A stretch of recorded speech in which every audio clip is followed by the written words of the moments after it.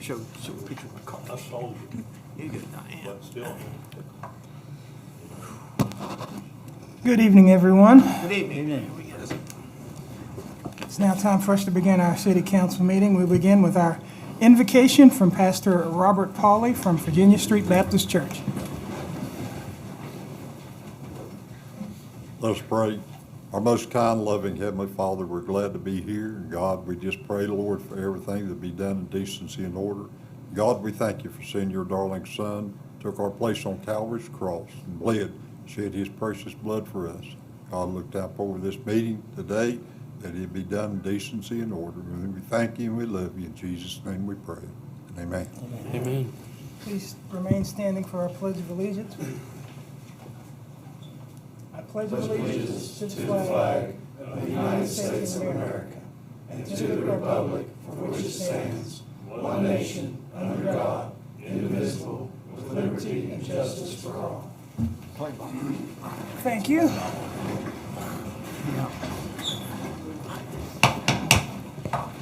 I now call to order the City Council meeting, May 11th, 2026. Our clerk will call the roll, please. Mayor Charles Briscoe, Here. Bill Hannibas, Here. Roger Evans, Here. Terry Van Buskirk, Here. Diane Janey, Here. Chris Gill, Here. PJ Elder, Here. and Tim Buskus. Here. Thank you. I'd like to say Miss Janie's in the back making cookies, but she is joining us by Zoom tonight. So hope you're feeling better. We will begin with our reading and approval of minutes from our April meeting.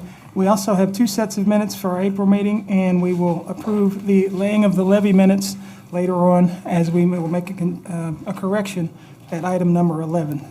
So all of you have read the minutes in your packet. May we have a motion to approve and accept those minutes? I move to accept the minutes as presented. I'll second it. We have a motion and a second to accept the minutes as presented. All those in favor? All opposed? Motion is carried. All right, may we have another motion to accept the treasurer's report? Mayor, I'll move to accept the treasurer's report as presented. I'll second it. We have a motion and a second to accept the treasurer's report as presented. All those in favor? All opposed? The motion is carried. I understand we do have some correspondence. Yes. I'm going to read a letter from Solid Rock Worship Center in reference to the traffic on Highland Park Avenue. Okay. It says, "Dear Council, we, Solid Rock Worship Center, would like to make a statement and offer suggestions concerning remarks that have been brought to our attention by the community. We understand that the traffic on Highland Park Avenue is heavy at times and that this is a concern of residents on that street. We sincerely apologize to those who have been frustrated or in any way affected. We want to serve our community and our neighbors in every way possible and would never intentionally want there to be things that would cause harm or frustration to those around us. We have done our best to find alternate entrances and routes for traffic, made requests to both state and city level road and highway divisions, and even asked for the City of Oak Hill Police Department to patrol the area. We want to ensure the safety of all families in our surrounding area and do everything within our power to keep our area safe. As our efforts in announcements and making the traffic use caution and drive slowly have been held much traction, we respectfully ask that the city take consideration in adjusting some traffic patterns on Highland Park Avenue. Our suggestion is that the intersection of Highland Park Avenue and Mahan Street be turned into a four-way stop, and that the intersection of Highland Park Avenue and 4th Street be adjusted from two-way stop to a three-way stop. Our hope is that these adjustments, drivers will be forced to be more attentive to their speed, as they will need to prepare to make multiple stops while traveling in either direction. We realize that this will not decrease the overall volume of vehicles, nor will it solve the problem of speeding entirely. However, we hope that the city will take this into consideration and let this be a small but meaningful step towards helping the residents feel more safe in their neighborhood. Sincerely, Greg Hurley, pastor of Solid Rock Worship Center.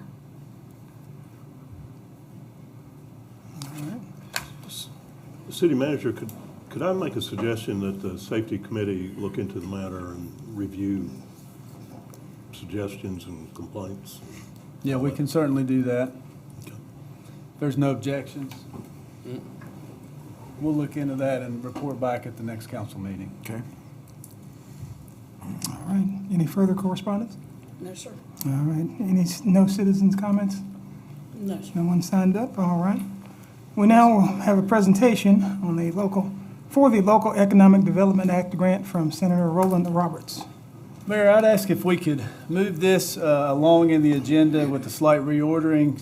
Senator Roberts emailed me and said he had a couple other presentations in Beckley this evening at 6 o'clock, and he hoped that those would be very quick presentations, and then he would head this way. So we don't know an exact time that he would arrive here, but I'd ask if council and you would be open to that we would just be able to be a little bit flexible when he arrives, if we could squeeze that presentation in at that time, if that's not a problem.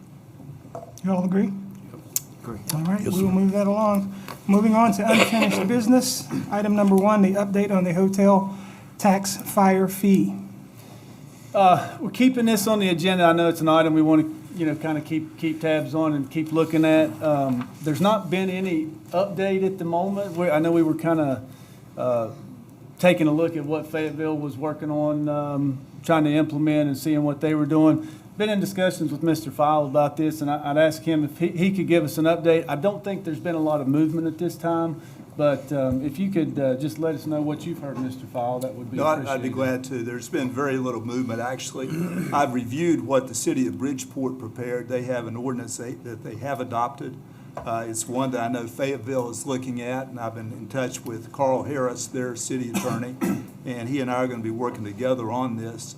But right now, we basically are looking at the Bridgeport ordinance. That seems to be well done, although Fayetteville and Oak Hill will have their own input. It's not going to be exactly the same.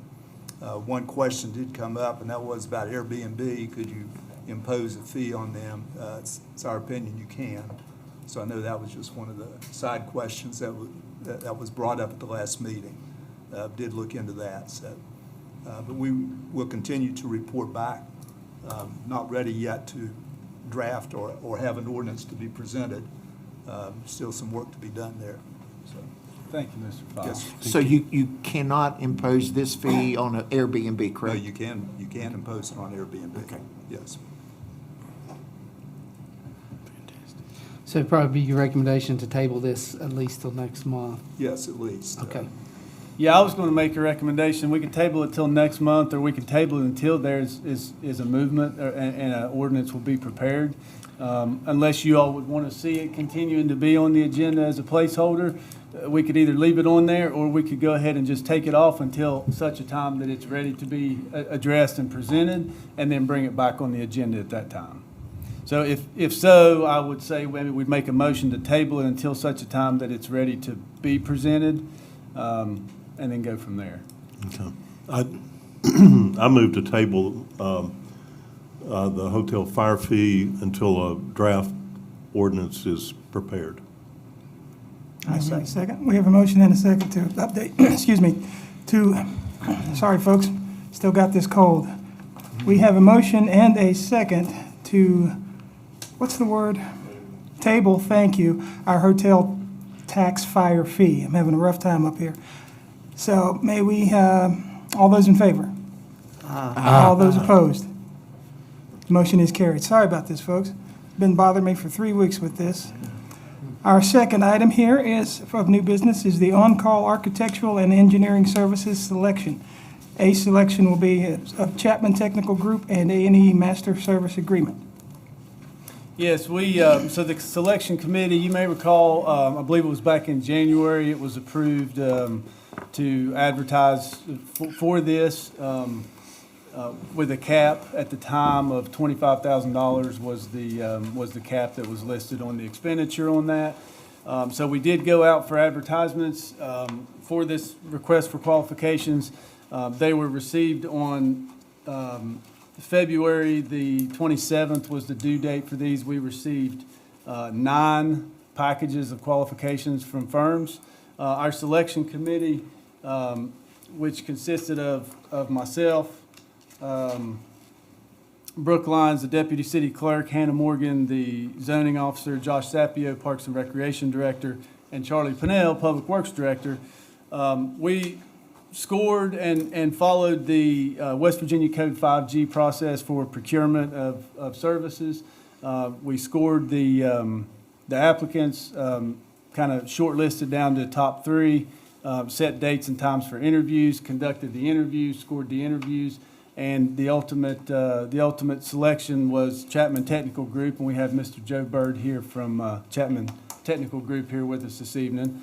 And so then we subsequently had a meeting with Chapman Technical Group to discuss the fee and scope on the contract. Was able to come to terms as what we feel like is agreeable.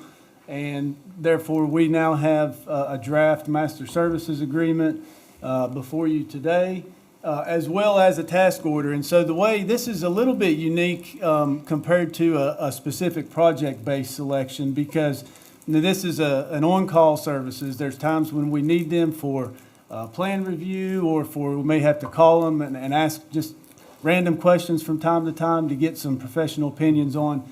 And so there was a couple of different considerations we took into mind.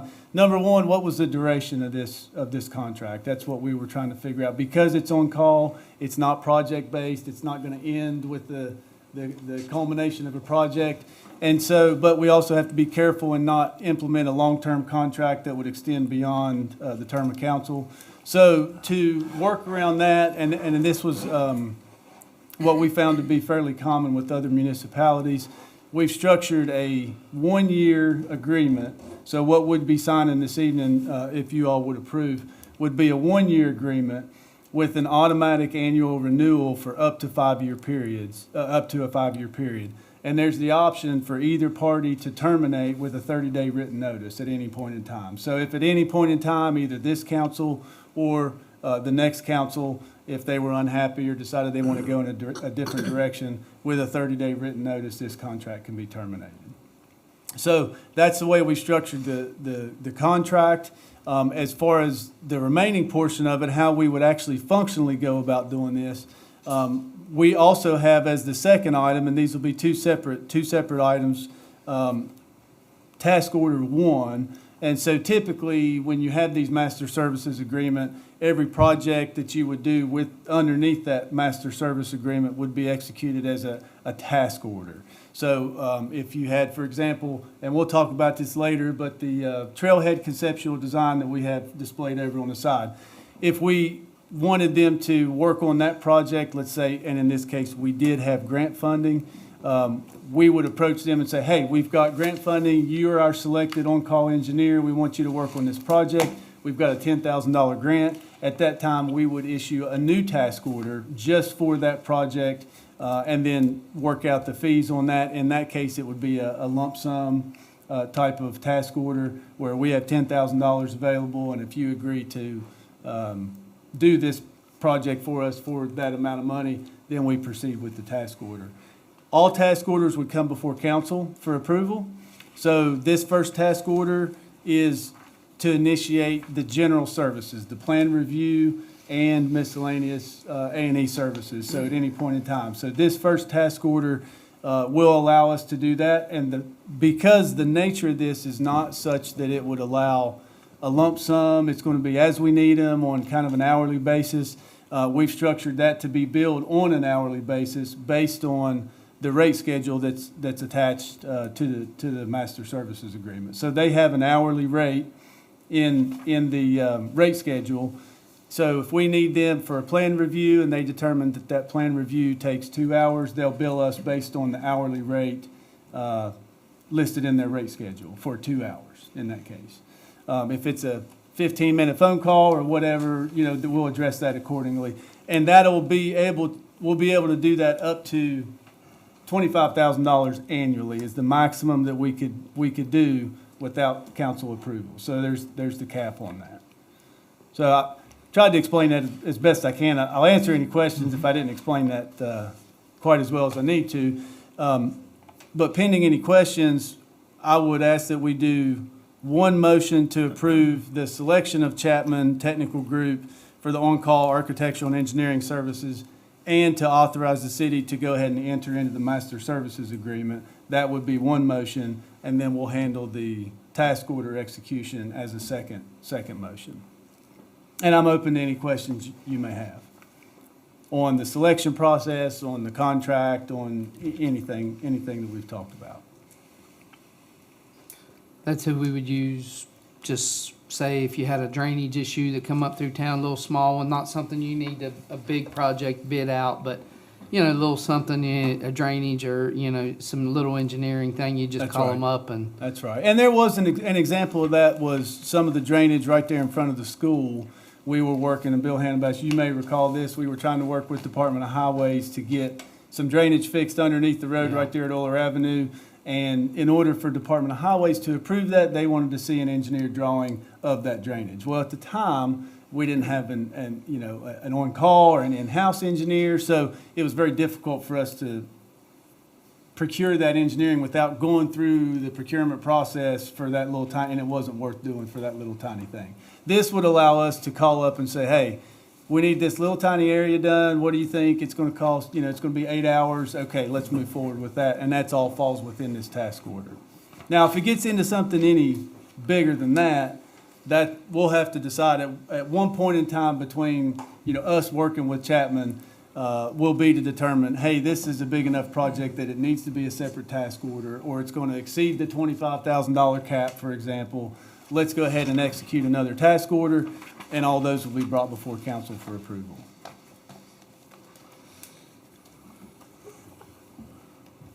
I'm envious. Yeah, I'm sure there's many times you Yeah. could have used it for sure. Well, we're excited. We're excited for sure, and we've worked with Chapman on a number of things in the past, as we have with many other engineering firms, and we're excited to work with them again. Do you have a protocol set up where, when your 15-minute or 2-hour study has to be done, that who's ever making that request, whatever employee of the city, goes through you to have that authorized? We haven't set up a specific policy, but as we're working through this, that's a very good point. I think that'll probably end up being the case. Aside from plan review, and that's every situation is going to be a little different. If we get a major construction plan that comes in through zoning, I'm going to probably be aware of that anyway. And it's Right. going to be, hey, you know what, let's go ahead and send that to them. We need to have them look at the stormwater design on this and verify calculations and so on. But yeah, I think establishing that as a policy for it to run through the city manager is definitely a wise Right. one. Yep. So pending any other questions, I think the motion here we would be seeking would be to approve the selection of Chapman Technical Group for on-call architectural and engineering services and to authorize the city to enter into a master service agreement as presented. I move that we approve the selection of Chapman Group as the on-call engineer with the contract as presented. I second it. All right, we have a motion and a second. All those in favor? Aye. All opposed? Motion is carried. May we have a motion on the second part of this task? And this would be to execute task order 1 under the master service agreement for plan review and miscellaneous architectural and engineering services with Chapman Technical Group as presented.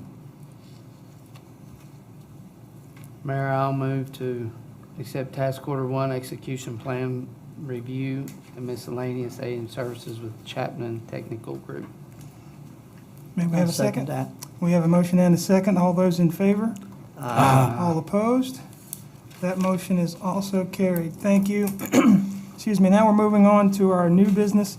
We'll begin with our CVB annual report presentation.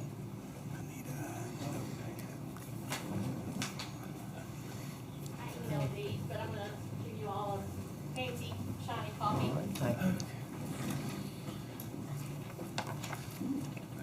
Thank you. Thank you. Thank you, man. Thank you. Thank you. Thank you, Ms. Becky.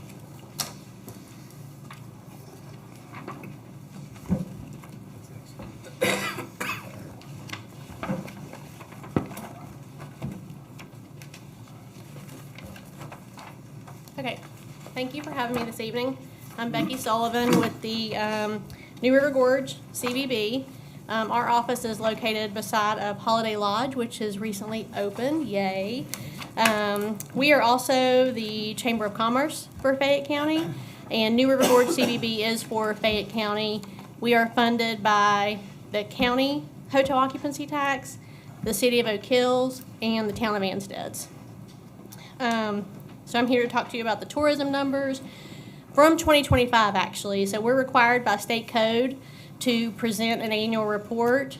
We submit it to the state for annual documentation, and I sent you all the link with the email I sent if you wanted to take a look at those and previous years. But this is what it looks like, just like an annual report of numbers. We submit this with a financial review, a balance sheet, and income statement annually to the state, and then we present to our county and city municipalities.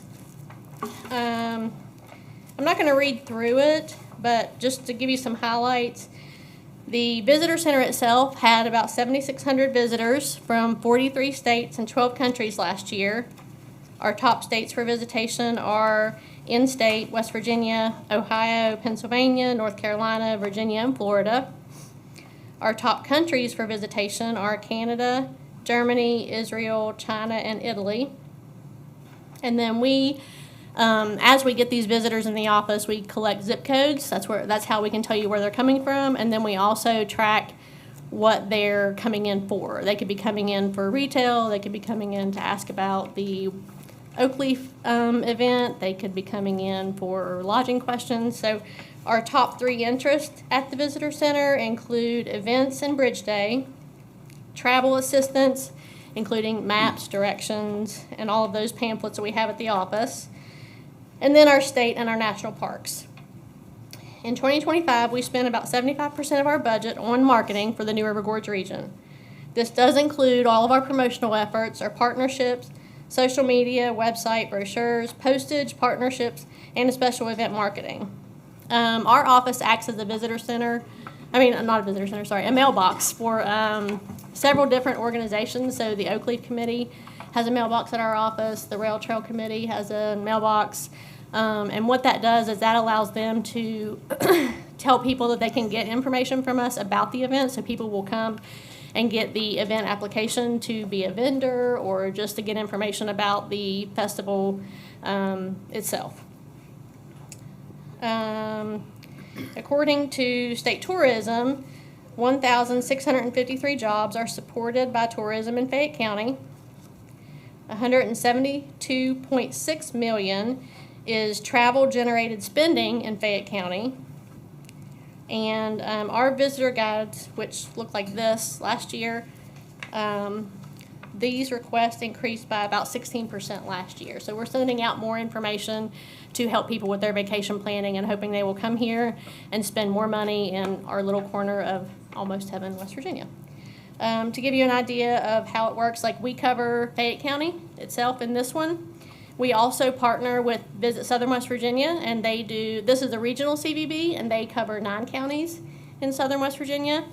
And then we work with the state, which this is their state travel guide for this year, which we are on the back cover with Bridge Day. So state, regional, and local efforts are being done on behalf of Fayette County, City of Oak Hill, Town of Anstead, through your local CVB.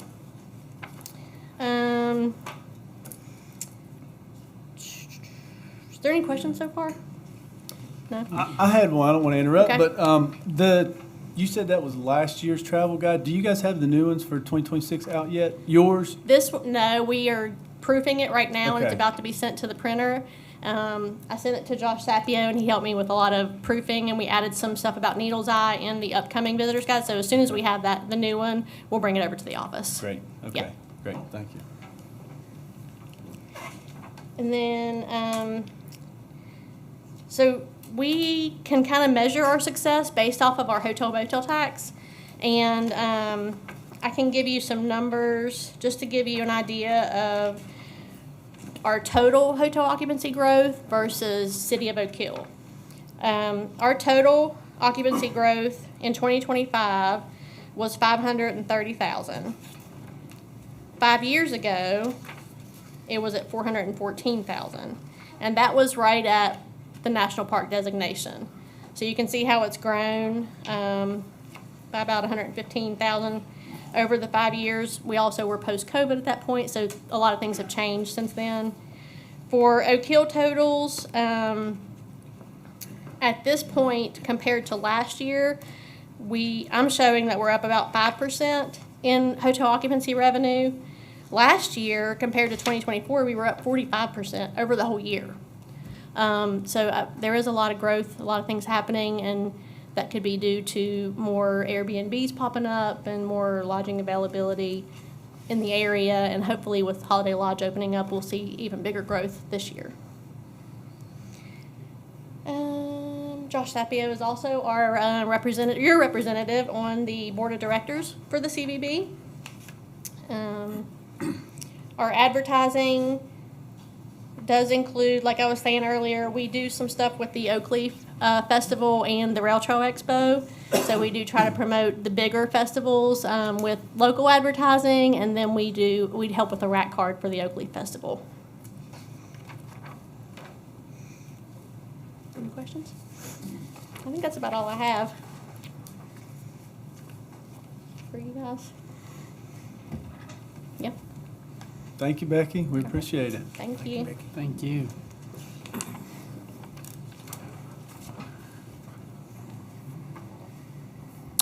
All right, excuse me. Do we need to vote on this? Should we? I don't think we need know that to. we need to accept it. That's- Okay. It is what it is. That is the report. So, All right, we'll move to item number 4. Consideration of approval to work with the NRGRDA on Wolf Creek Park Development Plan.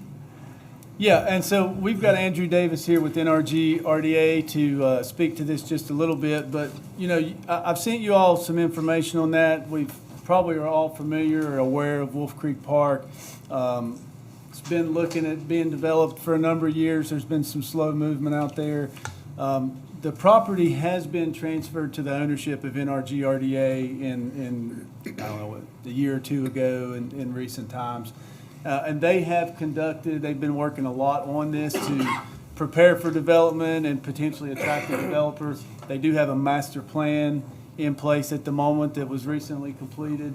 And so there is some movement on this, and maybe Andy will speak to this, and then we can discuss further about Oak Hill working with NRGRDA as it pertains to that development.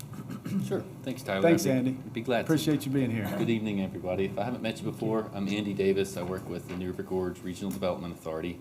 And I tend to spend most of my time on redevelopment projects, whether it's old buildings that need some work to get a business back into them, whether it's an old rail corridor that the neighboring town wants to turn into a recreation asset, or whether it is a very large piece of land that has had some of the development within its vision, within its conceptual plan completed, but it just hasn't quite gotten to the finish line yet. In this case, Wolf Creek Park. For those of you who are familiar with it, the property has been under the guidance of Fayette County in one way or another for a few decades now. The Urban Renewal Authority led the charge and accomplished a lot of the development that has been done out there. The housing that exists the infrastructure that does exist out there, the commercial businesses and agencies like the West Virginia DEP that have field offices there. All of those are certainly big accomplishments that put people in that area. And now with the addition of recreation trails sort of braided throughout the property every single day, especially like today, we've got folks going out from their back doors, but also folks who are coming to visit, coming and using Wolf Creek Park for recreation. So it's truly already a multi-purpose property, but at over 900 acres, the county has known that there is still a lot of potential for development. And in recent years, the focus on the need for housing really put emphasis back on Wolf Creek Park. And that's when they asked New River Gorge Regional Development Authority to enter in the picture and take on a particular role. The county outright bought the property about 3 years ago, and the agreement struck with NRGRDA was to take ownership, take the charge on the mixed-use development, crossing that next finish line, and with the focus on housing. So as Tyler mentioned, we did get some big grant funding to complete an updated master plan. You may have seen some of the conceptual and master planning done at Wolf Creek Park. This dovetails with that planning. We weren't trying to reinvent anything out there. We were trying to complement what has been done and make sure that the numbers were up to date as far as how to build houses that are affordable for our workforce to move into Wolf Creek Park, and to preserve the assets like the trails, the businesses, and you know, not interfere with any of the goings on already. That being said, we have a lot of work ahead of us. We know that extending utilities, some of which are currently provided by the city of Oak Hill, sewer service to the property, is going to need upgrades. And so this isn't something that we can make a decision on right here and now. It's something that we know we're going to have iterations of conversations, working with the city, continue working with Fayette County in the current partnership we have with them to help reach the housing potential. And so while I've met with Tyler quite a few times in the past year, even year and a half, to provide updates and also to get information about the city's sewer service, previous estimates on what extensions of sewer service would cost. We recognize we're certainly at a point now where I don't want to surprise him and say, Tyler, I think we need to meet. I need an hour of your time. I need another hour of your time. So with that, at our most recent meeting, Tyler and I realized we probably should talk to council and say, hey, we're at a juncture where we want to be able to provide updates not only to the county and to NRGRDA's board of directors on our current partnership, but also to the city of Oak Hill as we're navigating the strategy and the decision-making process that inevitably is going to require council's involvement and approval for things at the level of infrastructure improvements to the property. So I'd be happy to answer questions now. Also, you know, to the nature of the request for more of the city manager's time, of Tyler's time, we expect more questions to be coming up, and so we want those to come to us, and we want to be able to find those answers as we continue to meet. Yeah, I mean, as I mentioned to you all, you know, in some of the emails I sent, there's a lot of unknowns right now, and that's what we want to. We want to kind of work through some of those unknowns, be able to bring you all information, and just kind of develop that partnership. And as we're working through this process, to kind of figure out where's Oak Hill's role in this as it moves through development, kind of solidify that plan. And so, essentially, right now, we're just seeking, you know, your approval and support to. You know, officially work within our GRDA as we try to gel this plan up and figure out the answers to all these questions that, you know, we all have at the moment. What do you think the biggest challenge to make Wolf Creek Park successful is? I think it's going to be the challenge that has been present the whole time, which is making the numbers work for housing development. And it's not news that the infrastructure extensions and costs associated, that's the gap. So going after grant funding from the county standpoint, from the Regional Development Authority standpoint, and then also working alongside the city of Oak Hill to make sure that we're in lockstep to find appropriate funding to get that infrastructure there. That's the necessary piece to attract developers. We've had two developers in the last year, not just show interest, but take steps forward, one even exercising an option on the property, a portion of the property. During their due diligence period, they got more familiar in conversations with us and through their own research of looking at the numbers for within the updated master plan, consulting with their own contractors and such, and realizing that without clearer information about what the public partners can provide in this project as far as getting the water extension, sewer extension, and any other utilities, they weren't quite ready. They're still in contact with us on the project, but they weren't quite ready to jump in and say, we want to buy the property to move it towards housing yet. Yeah, okay.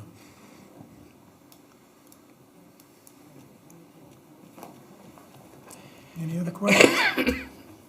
I do encourage you all to take a look if you haven't seen the updated master plan. It's a big document, like many of the plans that we often see, but it is broken into chapters that are easily navigable.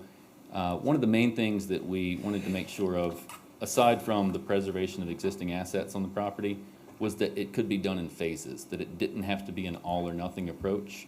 And so you can see the plan on our website. I think Tyler included it in your information packet tonight. It is. And so you can jump to it and see that it's broken into phases. What's in that plan, that's not necessarily exactly how a developer would go about it, but these are strong recommendations based on the number of houses that could fit along the roadways through the property, and any new road cuts that would have to be made. Additionally, there's a finance model that we had done at the same time as the master plan. Certainly welcome to share that and then sit down with anyone who'd like to ask more questions and get a little more familiar with. Again, that's sort of a marketing piece that we're putting out to developers to show that we know the constraints, the strengths and the constraints of this project, and that we're here to work alongside them. If we want to grow, we got to lay a foundation. That's right. Well, thank you very much. So, I mean, if council desires, we would request that we have, an official, a vote for your collective approval, just to formalize us working with them on this.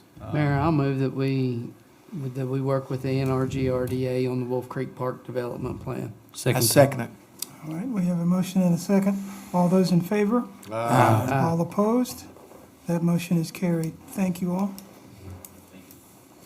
Thanks, Andy. Item number 5 is the consideration of a donation to the Fayette County Public Libraries per request letter.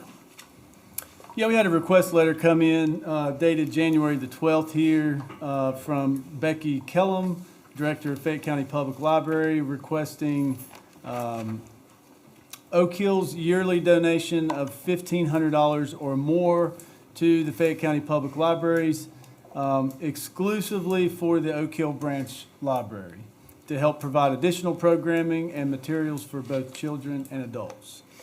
And so also what we included in the packet on SharePoint there was Valerie had pulled recent contributions over the last 5 or 6 years.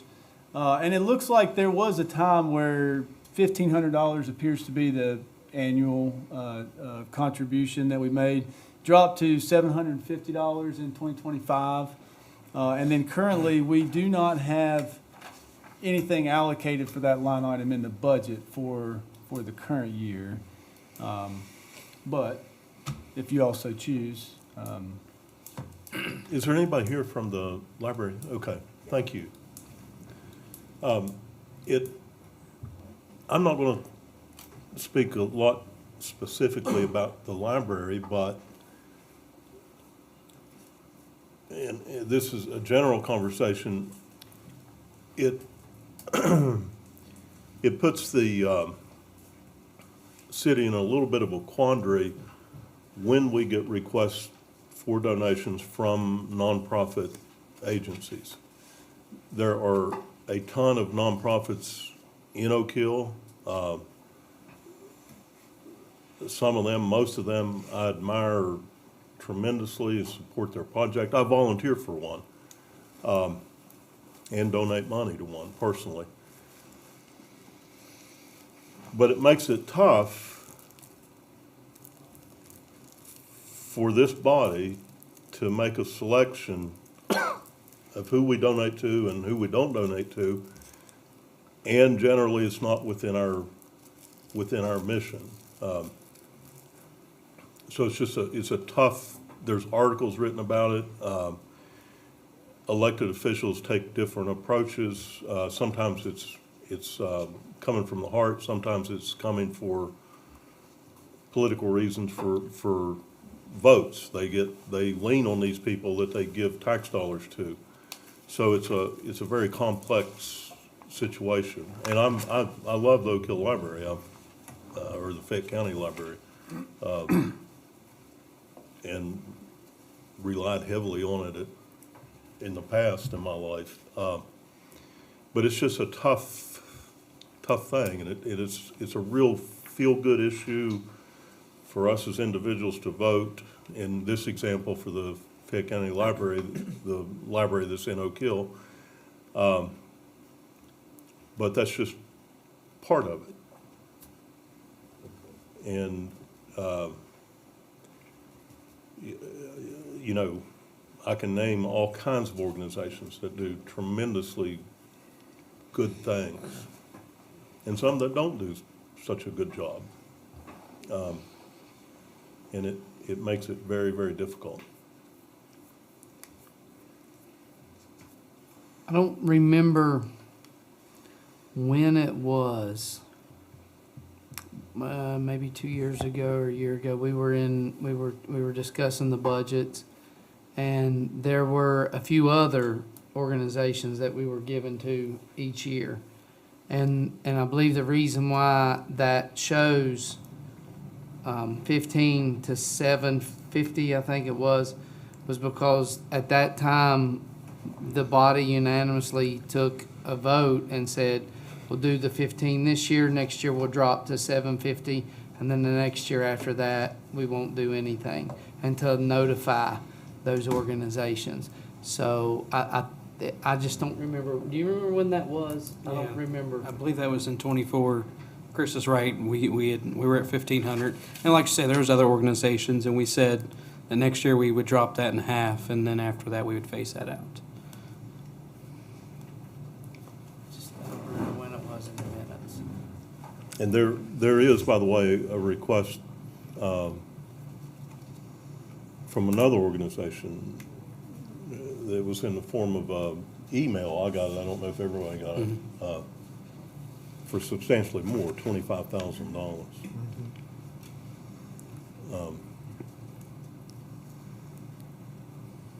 So.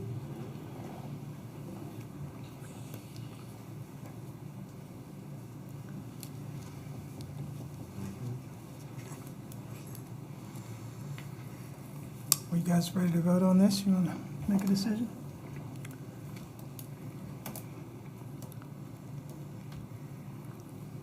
Either approve or deny, I guess.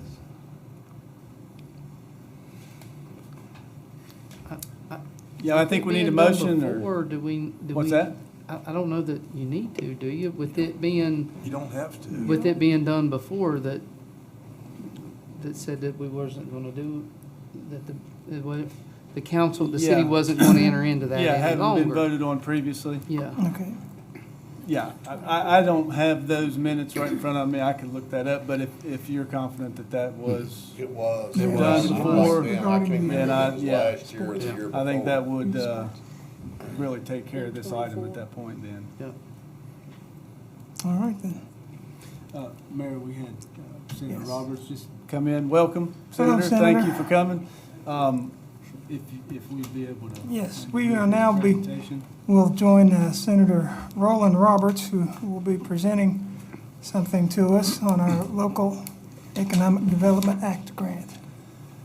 Senator Roberts, thank you for making the time to be here today with us. We appreciate it. I just want to kind of speak to what this grant is about. This is some funding that the former city manager, Chris Meadows, had reached out to Senator Roberts about, understanding the need for economic development in the city of Oak Hill, many areas that we're lacking with economic development. We've all talked about it. We've heard it in this room many times in many meetings that we need economic development. But the question is, where do you start? Where do you get started? You know, and everybody's got ideas on it. We've all got good ideas. But where do you start on that is the question. And so we identified the need for a plan. We don't start an infrastructure project without a plan. We don't start building a house without a plan. I think it's very difficult to start economic development and the initiatives that need to take place without a plan. And so Chris had requested some funding from Senator Roberts, and he's here tonight to present us with $40,000 to be used for an economic development strategic plan that will help. We'll get a professional involved, and they will walk us through things such as a market analysis of business opportunities, small business attraction and retention strategy, evaluation of our workforce needs, downtown revitalization strategies, wayfinding signage planning, all these various different bullet points that we know that we need. And this is going to help lay out a plan for us to achieve those. And what we're hoping to get at the end of this is a usable strategic plan that we can turn to for guidance on as we move forward with things. Where do we focus our attention? What are the most priority areas where we can focus our attention? What's the low-hanging fruit that we can achieve quickly and easily, and then start moving on to the more difficult things. So we're very appreciative for the funding. We intend to put it to very good use, and I'll open it up for any comments you may have.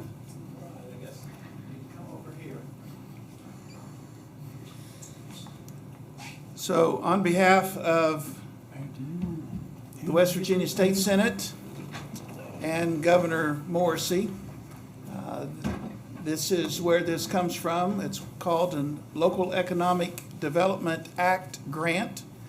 I've been privileged to give out hundreds of thousands of dollars helping people in my district. And this is a great opportunity right now. And let's go up here, we'll get a picture here.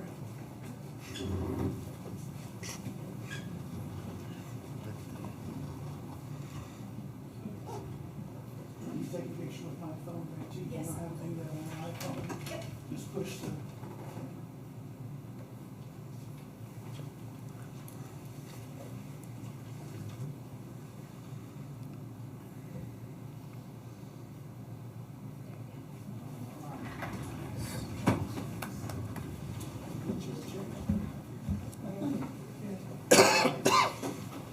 This is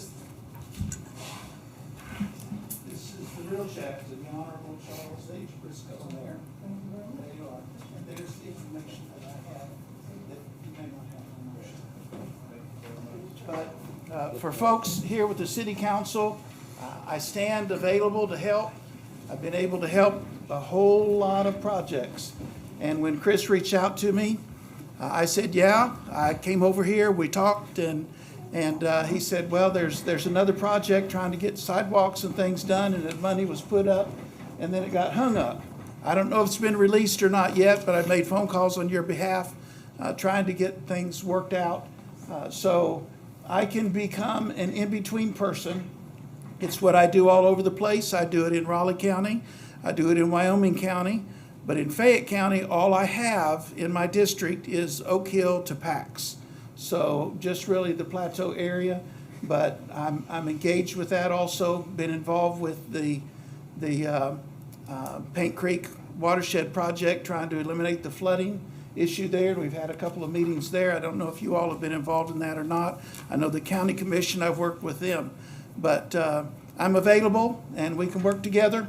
and you let me know how I can help, and there'll be some other additional income. I'm blessed. I'm a pastor. I've been a pastor for 50 years full-time, and I help people, involved with people. I'm vice chair of Senate Finance, which is a power position for somebody in southern West Virginia. That usually isn't something that we get. And so I'm blessed to be part of that with the state budget and dealing with finances.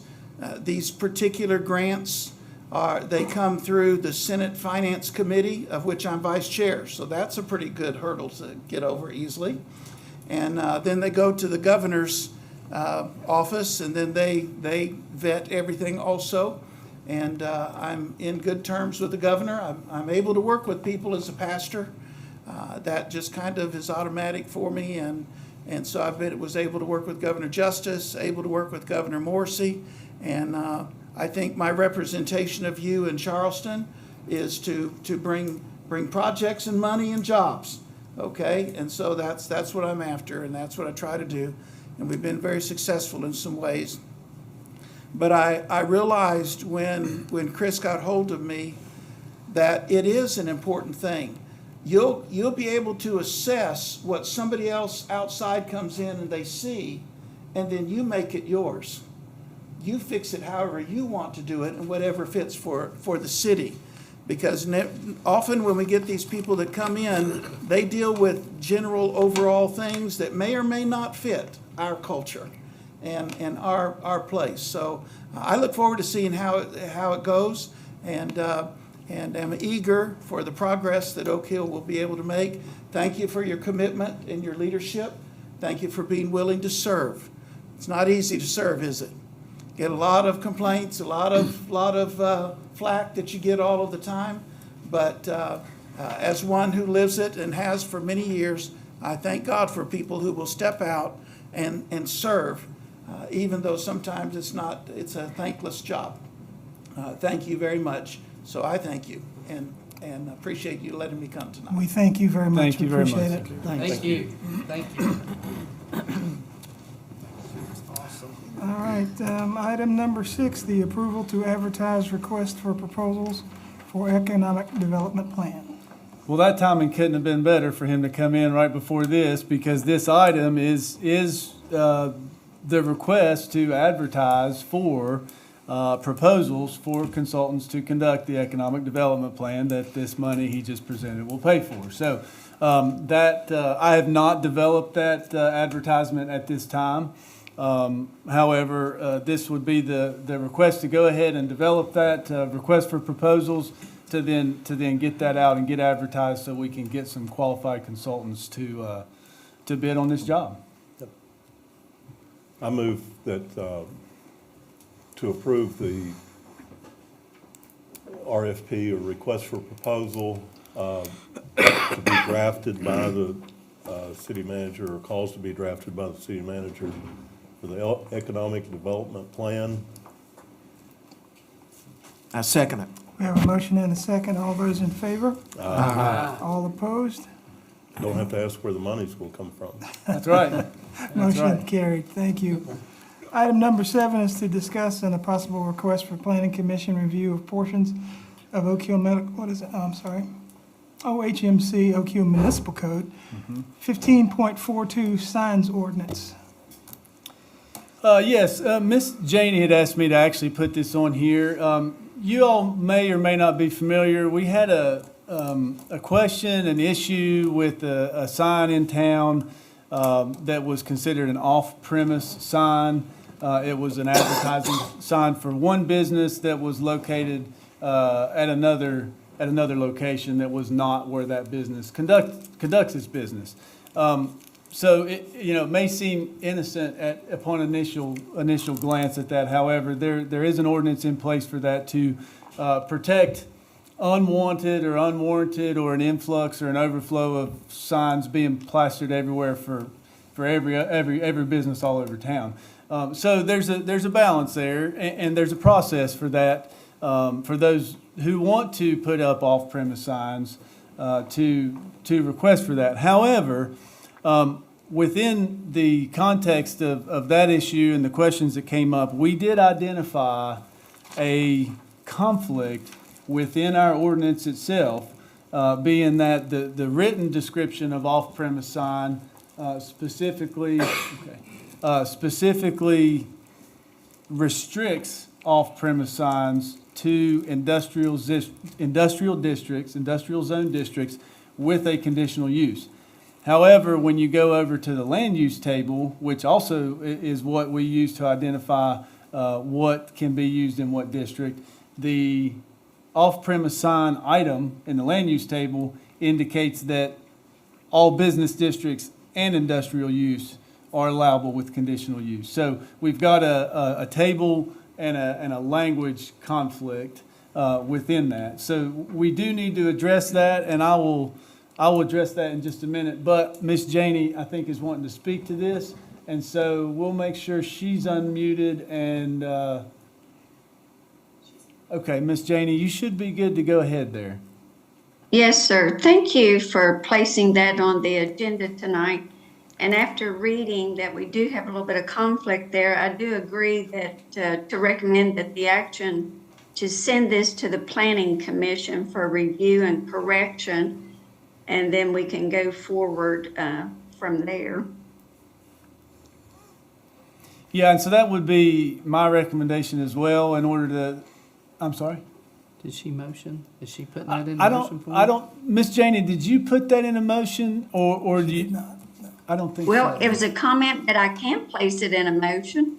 If you so wish, but that would be my recommendation. I think the appropriate way to resolve the conflict would be to request that the Planning Commission review the land use table and this section of the code to identify and resolve the conflict, and then bring a recommendation back to council as to a resolution of that conflict.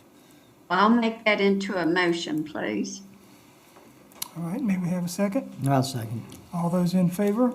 Aye. All opposed? Motion is carried. Thank you. Thank you, Ms. Janey.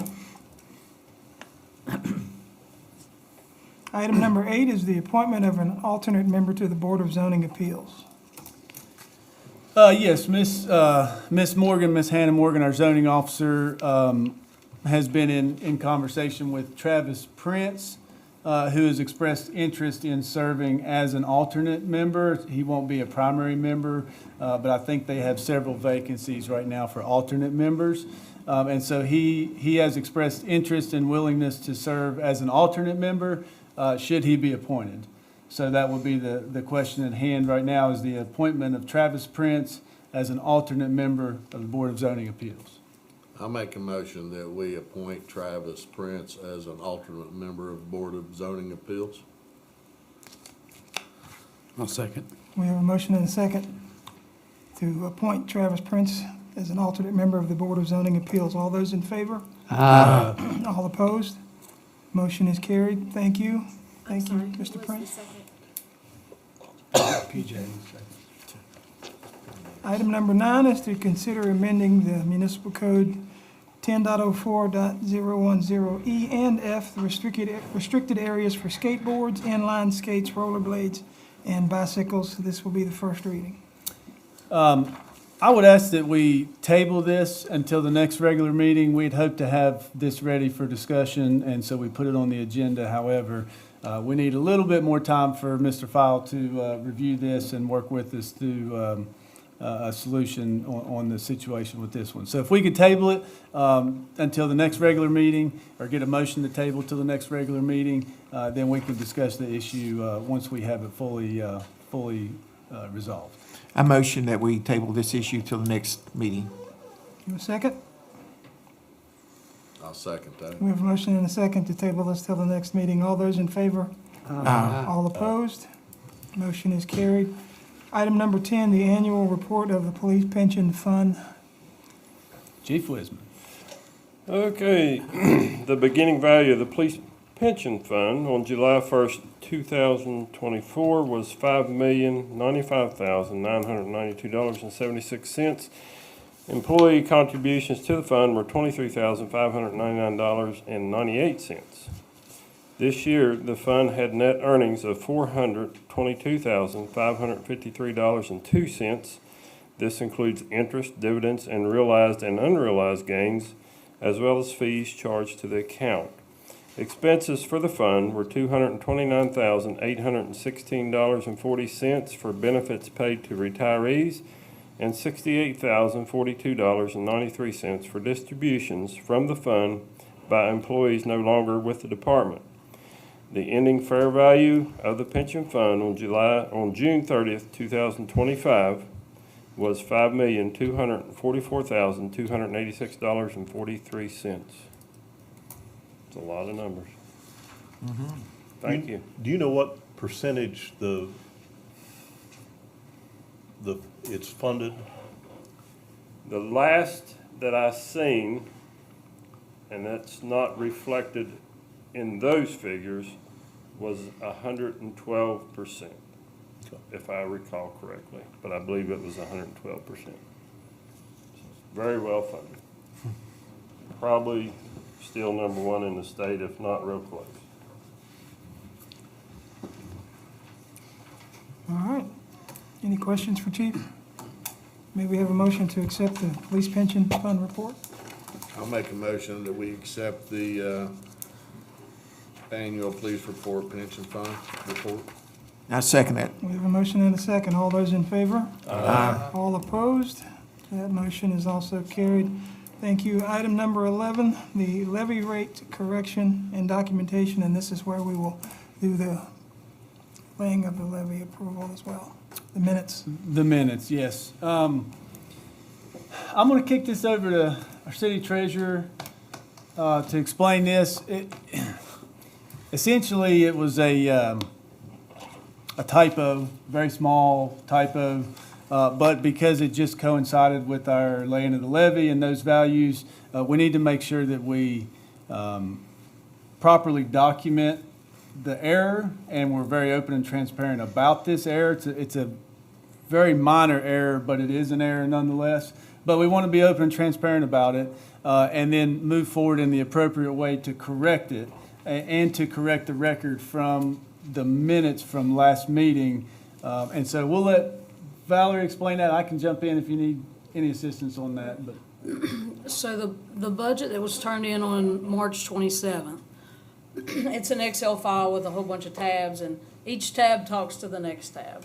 So what was turned in, we submitted it, or I submitted it, and then we had to post it in the newspaper.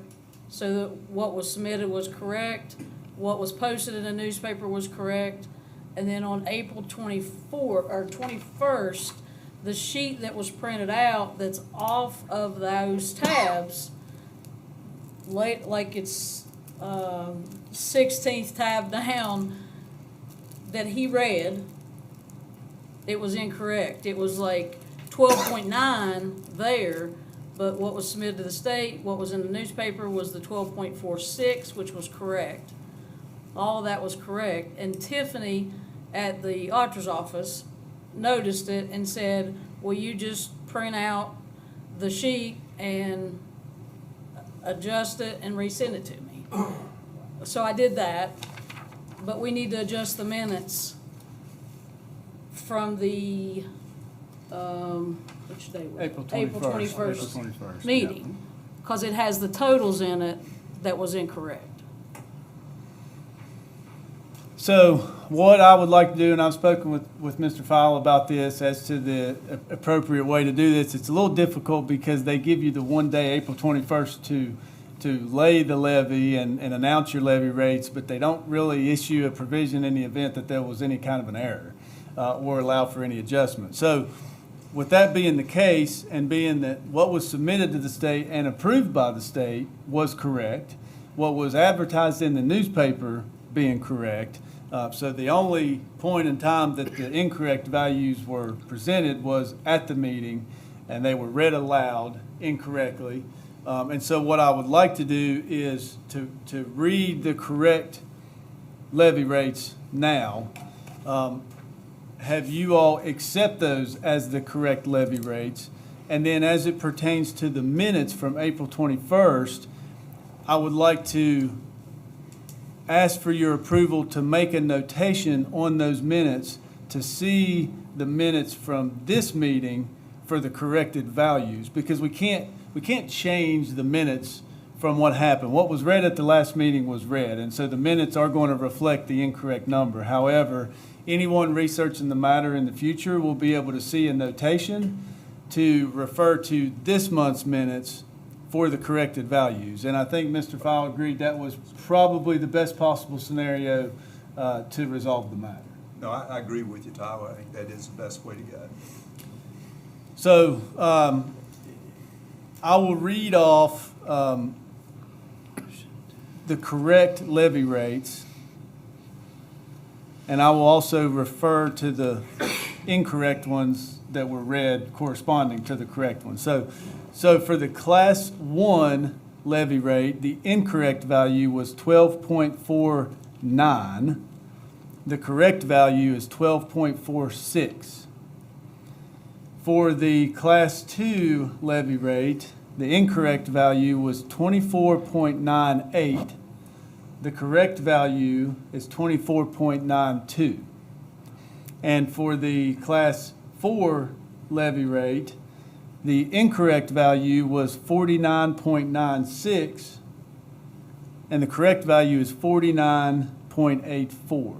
So all the correct levy rates are actually lower than that we originally read, which will result in a lower tax collection amounting to $2,161 less than what we read aloud at the April 21st meeting. So those are the corrected levy rates. So I would ask that council approve the reading of those corrected and recognize those as the correct levy rates for this year, and approve our adding a notation to the April 21st minutes to refer to this meeting's minutes for the corrected values, and then adopt those minutes as approved.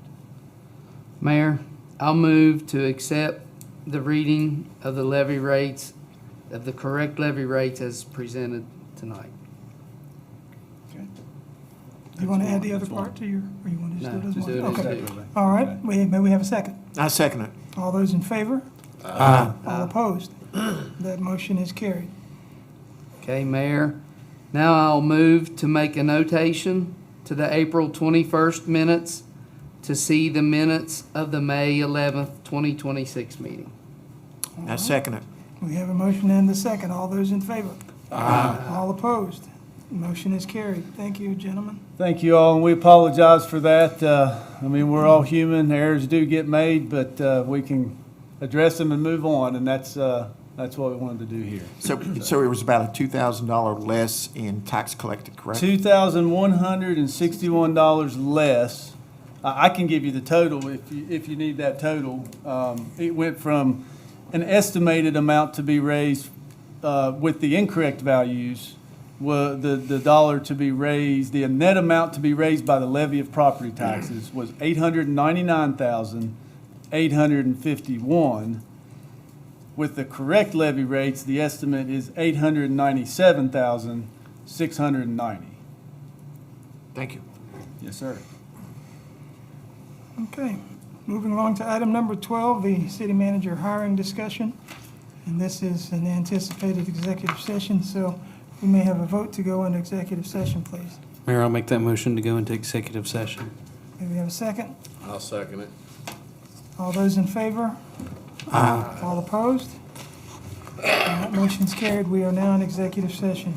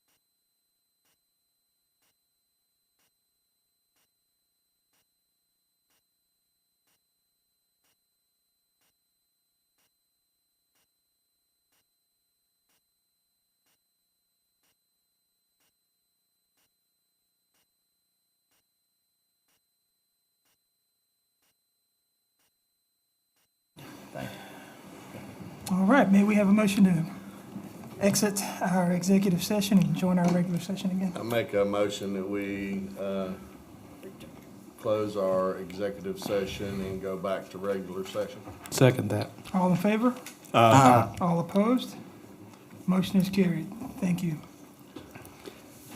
Mayor, Yes. I'd like to motion to advertise for the permanent position for the city manager, with the ads going out on May 14th and all resumes due at City Hall by June 15th at 4 p.m.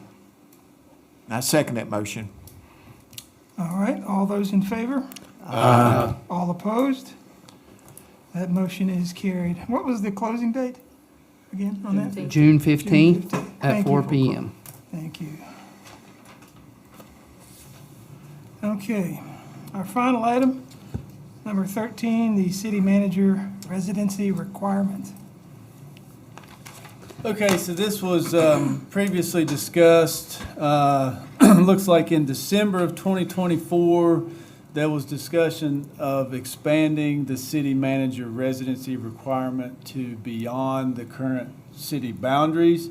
As the charter currently reads, the city manager must reside in city limits. This was discussed before.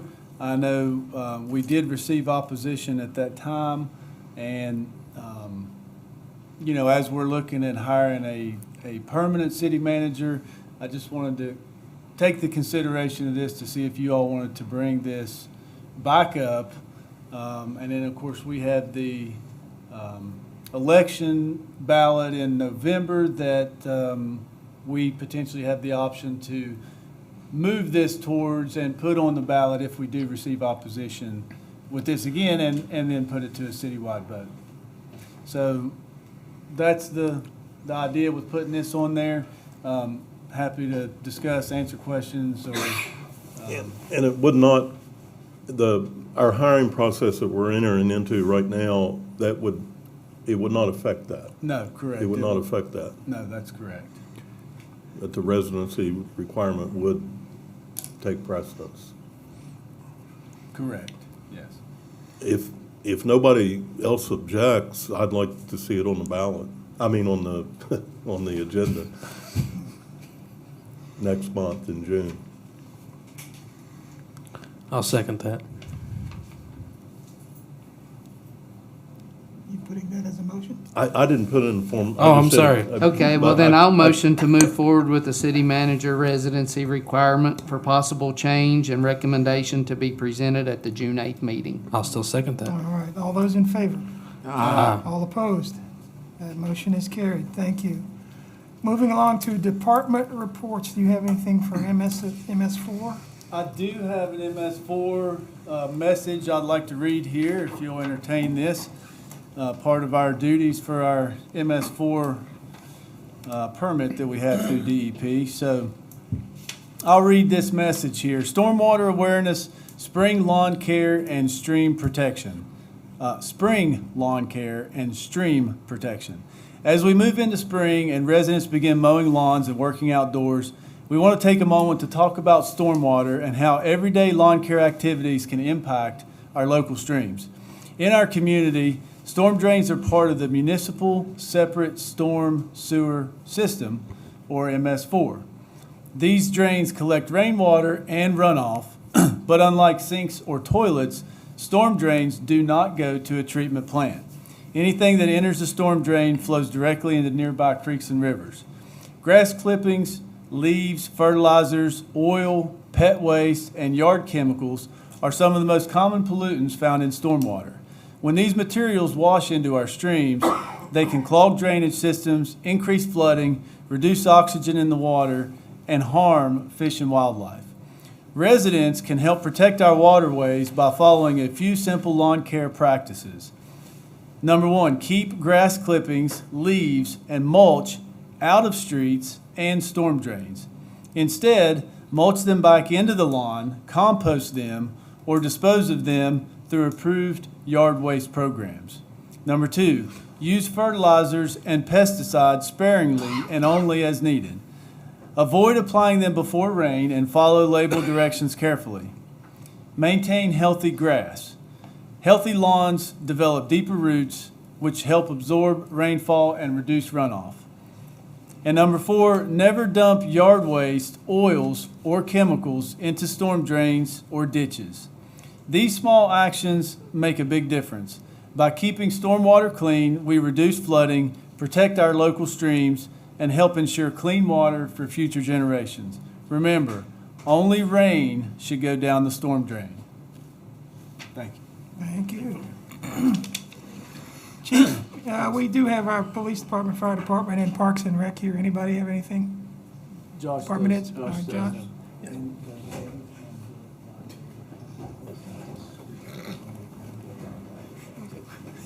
Thank you, Council. Just wanted to introduce you guys to our rail trail trailhead development, the White Oak Rail Trail trailhead development. This is a conceptual design that we accomplished via a grant that I applied for in 2024. We were awarded the grant in June of 2025, and then we were allocated the money. $10,000 was the sum of the grant. We were allocated that in July of 2025. I applied for the grant asking for trailhead development, and this was via the Rail Trail Conservancy. And so with that allocation, we sought out the Chapman Technical Services to help us come up with a conceptual design for a trailhead for the White Oak Rail Trail. We essentially located around what is now considered the trailhead for the rail trail. That is a loose consideration, of course. There's very little, if any, amenities there other than parking. But we wanted to centrally locate it around the train depot, which we are very proud of, and we would like to eventually see a historical preservation of the train depot. And so this trailhead sort of aligns with that historical preservation of the depot as well. There are a couple different parts that you need to be aware of. One, within the master plan, if you could go to the second page, I believe, which is the master plan. It does involve what is now the Lewis Community Center. And so that is private property, and so we would need to get the cooperation of the Lewis Community Center to follow through with the development of their property. Tyler perhaps can expand on that. But there are two different parts to this. So what you're seeing is everything as the conceptual drawing is. But so from the train depot to all the way towards the city park, that is the conceptual design. We have additional parking that's straight on, which would then go up to a central area located right in front of the entrance to the train depot. To the right, we have an art installation. To the right of that, we have a Veterans Memorial, which we felt was very important to include within this conceptual design. We have had some movement with Veterans Memorial Committee, and so this would perhaps be a location where they would want to install that. And then moving on towards the park, from that central area, there is a single restroom facility, along with a bike rack and a bike repair station. And then moving on, we have another small shelter, and all of this is approachable from the main parking area and the new expanded parking. Moving on from there, there is an entertainment area with its own seating, another large pavilion, and then you'll notice that we have relocated we requested via the engineering service that they relocate the pet wash. We would like to maintain the pet wash within this general location. The community knows it's there, and so we'd like to maintain that. It does get more or less its own private parking down on the existing Park Drive parking with its own steps that kind of go up to that general area. So that is our conceptual design. With this conceptual design, it's needed, of course, to further acquire any sort of grant money. And so this definitely aids in that. So this is the product of that $10,000 grant that we received from the Rails Trails Conservancy. Is there going to be any seating at the Veterans Memorial? I know we discussed, you and I didn't, but the committee. There, We talked about some seating. there is some seating, if we can find there is some seating around it. And of course, this is all conceptual too, and so, you know, as we move forward with the acceptance of this into a grant, we could expand on any sort of final design. But there is seating around it. Yes. And the Veterans Memorial that they're showing here we didn't dig into specific designs. You know, the Veterans Memorial Committee can assess designs if they choose that maybe this is a site that they like it here at this location, that it fits well within this conceptual plan. They show it on here just to kind of fit it into this conceptual plan, but it has not been designed. So that is totally open to whatever design they would like to have. I think there's maybe some elements that would tie in, like the matching stamped concrete and maybe some of the seating that might match in with the general design, but there's nothing set in stone. We did not design the Veterans Memorial in this plan. It was just kind of put in here as a placeholder. Okay. So. Yeah, we came up with something, but we haven't presented it yet. Yeah, So. and so any of this, that's I guess a good point to make, and Josh made it. It is a conceptual plan. It is a tool for us to use to pursue funding avenues, right? They want to see a plan. However, if you see any elements on there that are concerning or whatever, it's not set in stone. You know, even if we would get funding for this at some point through a grant, as you step into final design, you can make modifications and adjustments, you know, sticking within the general conceptual plan, but dialing things in or making adjustments as necessary, so. You know, the White Oak Rail Trail is an incredible asset for recreational opportunities within the city of Oak Hill for, you know, fitness, recreation, folks with mobility issues. Is completely ADA accessible, and it's so important that we try to do something with this.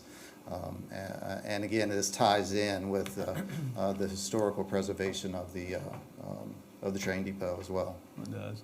And to Josh's point earlier, I will say just one more comment on this. The inclusion of that area that is the Lewis Community Center parking, it's a separate component to this, but it ties in there with it, and we wanted to specifically show some enhancements to that parking area separately, but a part of this to give that option in the event that they ever wanted to develop that or enhance that parking in any way, that it does tie in as supplemental parking to that area. And here's a great way to make it tie in if you all want to do any improvements to it. So feel like that was a pretty key to add in, even though it is separate and it's not something that we would take on development, but you know, it's there if they want to do some work, then that can help maybe guide them along in work that they would do to it. Any questions for Josh? Thanks. All right, thank you, Josh. May we have a motion to accept all the department reports, please? I'll make a motion that we accept all department reports as written. I'll second that. We have a motion and a second to accept all department reports. All those in favor? Aye. All opposed? Thank you very much. Motion's carried. Ma'am, I believe you were with the library. You were wanting to say something? Yes, I would like. Would you mind coming up to the podium, please?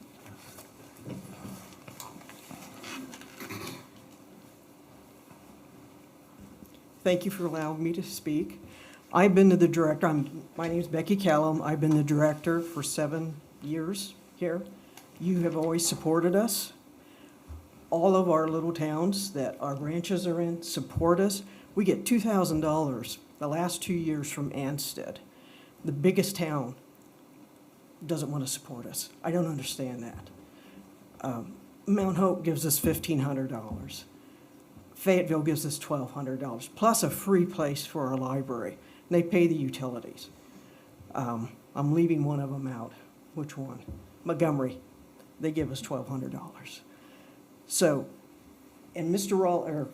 Roberts that came, I talked to him 2 years ago in his office, and he believes that the state shouldn't support the libraries. It should be local government. And he said I could always bring his name out. I should have asked him when he was here, if he still feels the same. But I hope you reconsider, because we are the institution of the library. We had over 900 people in our library last month, 1,100 and some before that. We have all kinds of programs. We're getting ready to do our summer reading, which we can have anywhere from 200 to 300 kids in there. We have, I mean, that's what the money, it stays in Oak Hill and all the other communities. It stays in there. It's just all the programs that we do. I mean, it's a good institution to have, and I really think you should support it. Thank you. Thank you. Thank you. Thank you.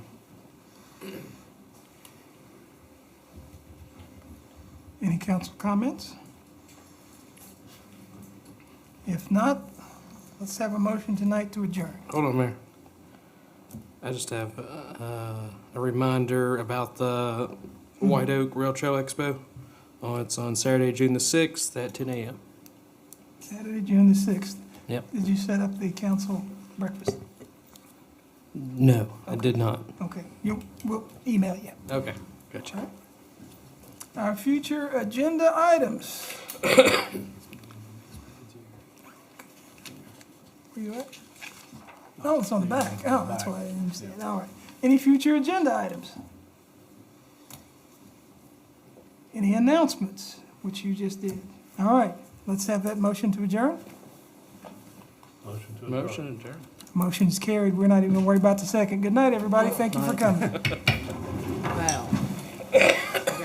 And by the way, thank you, this guy right here. I can't talk, and I'm medicated, which is actually pretty good.